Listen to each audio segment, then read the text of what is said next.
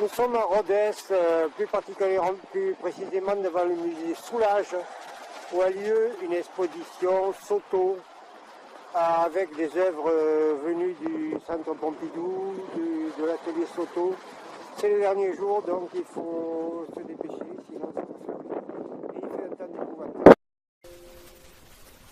Le musée propose beaucoup de services, en particulier un restaurant portant le nom d'une table renommée dans la région. Mais, première bêtise, nous avions déjà mangé en arrivant. Dans le hall, on peut disposer de guides numériques portatifs géolocalisés. Deuxième bêtise, on les a seulement vus en sortant. Je suis titulaire d'un permis de conduire pour ce véhicule et je pensais l'utiliser pour faire du travelling avec un pied.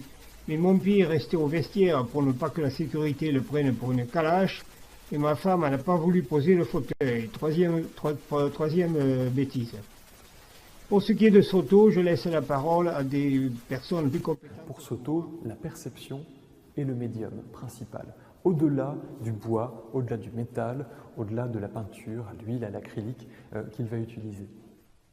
Soto est reconnu comme un des grands précurseurs de l'art optique, c'est-à-dire, si on parle d'art optique, on peut se référer à la définition de l'art optique comme un tableau, c'est-à-dire en deux dimensions, mais dont les effets finalement suscités entre l'œil et le cerveau vont donner l'impression du mouvement, de la vibration. En tout cas, cet aspect-là, on le retrouve dans son œuvre dès 1950, dès son arrivée à Paris. C'est quasiment immédiat. Et il va faire des tableaux qui sont tout à fait remarquables. Après l'expert parlant en érudit, voici Soto lui-même parlant en espagnol. Que se pasean por el hilo torcido.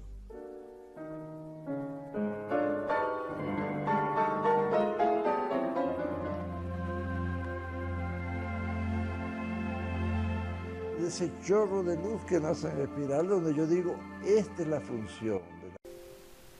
Nous avons pénétré dans le musée Soulage et même dans Soto, plus exactement dans une œuvre de Soto qu'il a judicieusement appelée pénétrable parce qu'on peut entrer à l'intérieur. Parce qu'on peut entrer à l'intérieur. On peut voir que l'image n'est pas excellente, c'est qu'elle est filmée en 3D et montée en 2D pour mes amis non équipés en 3D. Donc on perd le relief, ce qui est bien dommage, mais on garde les inconvénients dans la 3D, en particulier l'absence totale de stabilisation, disponible en 2D direct uniquement. L'utilisation du fauteuil du pied était une bonne solution parce qu'une translation donne une meilleure image. Et ma femme n'a pas voulu pousser le fauteuil en disant que je pouvais suffisamment marcher, donc c'était inconvenant. La lumière n'autorisait également que peu de profondeur de champ, et le autofocus avait du mal à choisir le bon plan, tout étant plus ou moins transparent. Après avoir réglé mes comptes avec l'appareil, avec le musée Soulage avec ma femme, je me sens mieux et je pourrais peut-être donc me taire. En fait, plus précisément, j'arrête de parler pour aller, mais surtout pour ne parler que de Soto, sinon ce serait trop facile. Cette œuvre frappe par sa beauté, mais aussi par son étrangeté. Lorsqu'on marche autour, on pense tout de suite au déplacement et la localisation incertaine de la matière, révélée par la physique quantique et les théories vibratoires de la matière. On est donc vraiment là dans l'art moderne. On voit que c'est le déplacement du spectateur, et donc de la caméra bien sûr, qui crée le mouvement. C'est presque toujours le cas chez Soto, mais parfois des éléments suspendus ou fixés sur l'œuvre elle-même contribuent au mouvement. Cette œuvre donne l'illusion de vibration et de mouvement grâce à des cordes tendues de couleurs différentes, définissant en plus des volumes mal définis, toujours pour troubler le spectateur sur sa perception du réel.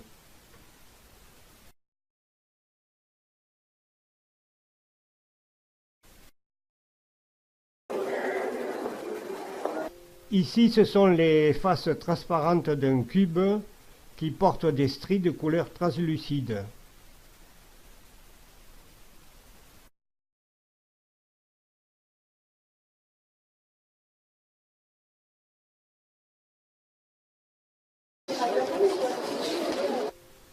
Là, le procédé utilisé est pour le moins transparent, mais l'effet produit est très spectaculaire, hein.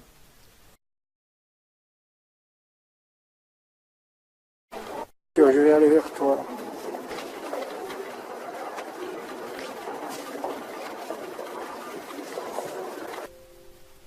Cette sphère est de conception identique au cube rouge qu'on a vu précédemment et elle obéit au même souci de représentation.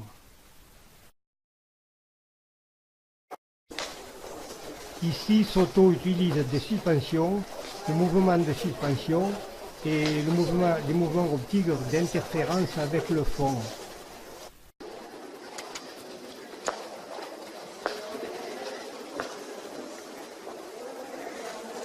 Là, c'est le ballon dans le même style que la sphère de tout à l'heure.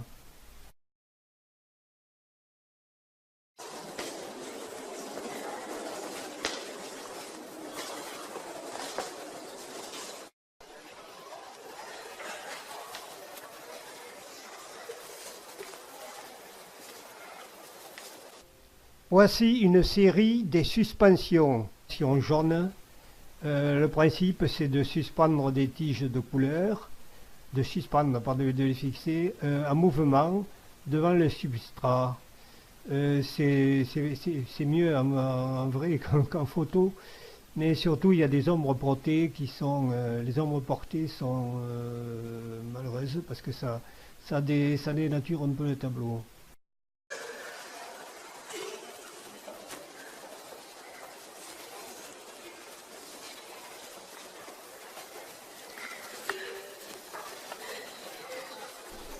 L'effet résulte du déplacement des spectateurs, mais aussi du mouvement des tiges suspendues.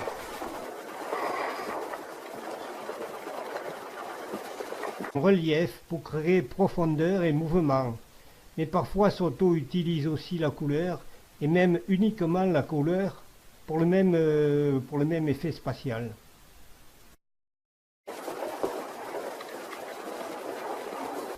Ça, je l'ai déjà filmé, mais je ne peux pas résister au plaisir parce qu'il n'y a plus personne autour et c'est extrêmement rare.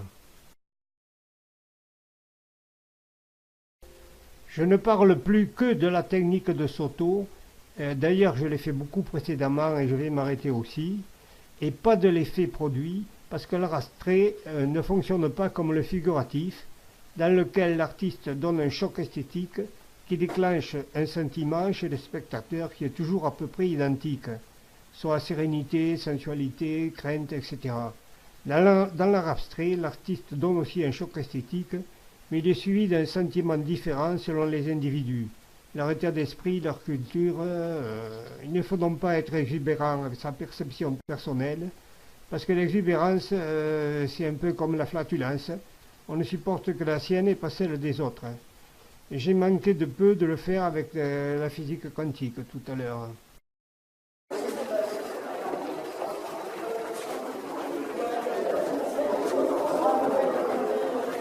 C'est dur, hein, la vie d'artiste.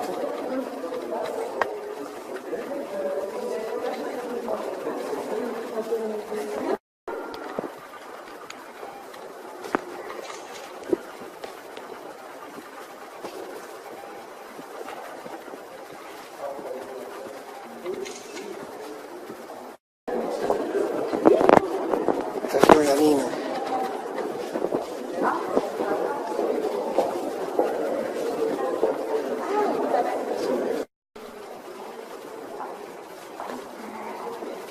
Allez, penche-toi sur l'étang.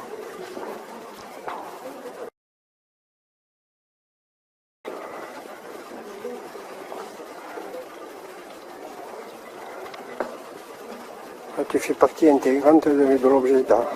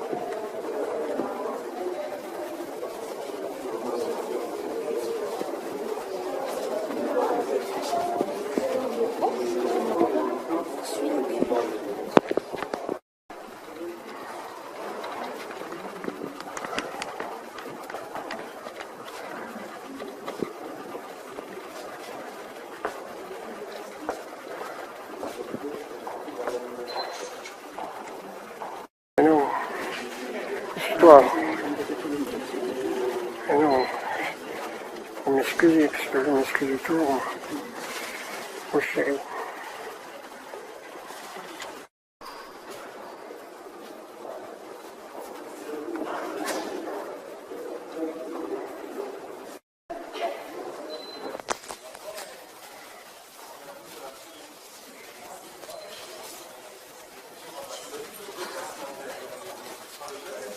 Vas-y, doucement, doucement.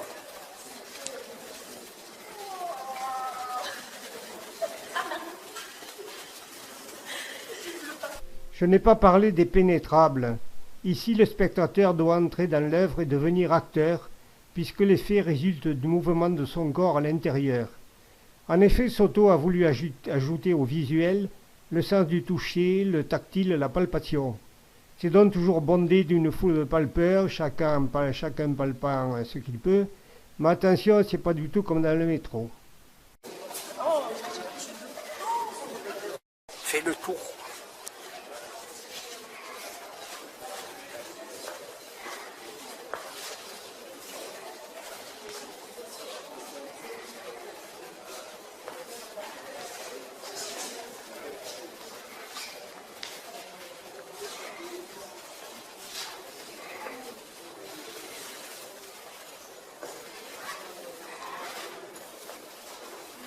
Il y a beaucoup de prises de vue en double, parce que ça se voit pas, mais il est impossible en une seule fois de faire le tour d'une œuvre sans avoir des personnes qui bouchent le champ, ou pire, sans se faire bousculer. Donc il faut supprimer et coller beaucoup.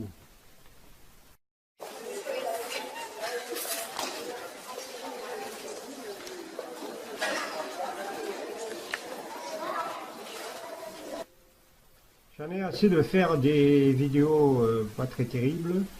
Je vais donc revenir chercher le fauteuil à roulette.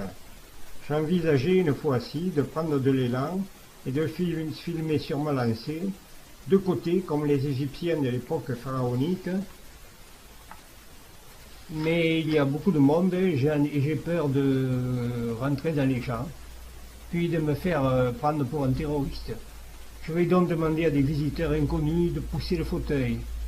Mais les résultats ne seront pas ceux que j'attendais. En voiture, attention au départ, c'est parti. Ça y est, c'est bon là. Tout droit, s'il vous plaît. Tout droit, tout droit, tout droit. Non, vers là-bas. Voilà. Merci. Encore. Merci beaucoup, madame. Merci.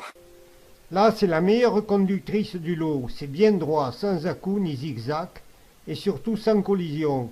Avec un pied photo rigide à ma place dans le fauteuil, c'était bon. Je suis rigide et je filme comme un pied, mais pas suffisamment. Le ballon aussi. Ouais, tant qu'à faire, puisque nous y sommes. Faut pas rentrer dans le mur, quand même. Je trouve que le ballon aussi, il a des effets. Oui, c'est vrai, c'est joli. C'est ça pareil, c'est bien. Bon, je ne vais pas vous demander, ça me dérange plus. Allez, vous pouvez y aller, merci. Excusez-moi, je suis presque pas encombrant. C'est bon? Très bien, parfait. Et voilà la pire de toutes. Je vais prendre l'autre, doucement, voilà, doucement. Très bien, ça va être chouette. Vous voulez que je le fasse dans l'autre sens? Non, c'est bon. On fait un reculon. Gaspard, arrête. Je recule, c'est bon? S'il vous plaît. Non, c'est pas un dos, c'est pas un jeu. Excusez-moi. Merci madame, c'est ça.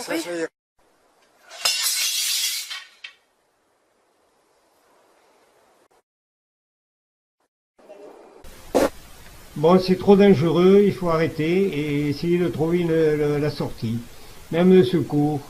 Mais c'est difficile quand c'est mal indiqué.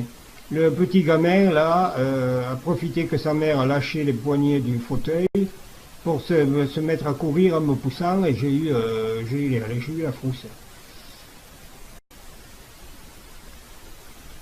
Non, c'est pas là non plus.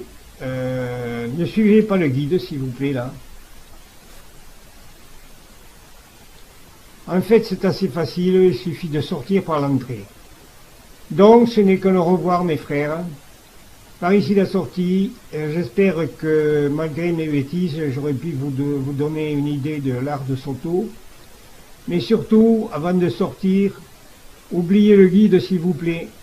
Merci.